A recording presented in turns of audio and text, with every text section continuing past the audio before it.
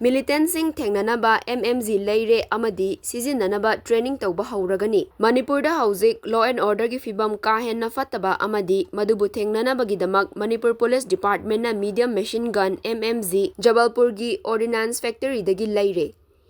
Mmg sing hana state asida leirabasu ningthina train tawraba miyoi sing leitri. Manipur Police ta hairiba nongmai makhal adu sinanabagidamak training taunanaba instructor ama Manipur Police Training College Pangai dagi thabiraknaba 57 Mountain Division Manipur gi Colonel GS Ops ta haijakre. Manipur Police Training College ki Assistant Director Admin S Gautamna 57 Mountain Division na training instructor thabiraknaba cherol da haikibada state asida leiriba 7.62 Mmg Sijinaba tamnabagidamak training September 8 dagi hauduna numit kunmathoni pangthokani. Maduda training tawgadaba personnel sing chapchana lepthokpaga loinana makhoigidamak Manipur Police Training Center da sem saba loire. Maramaduna training instructor adu Manipur Police Training Center da chatliba tha asigi taret faubada thabiraknaba haijakre hairi.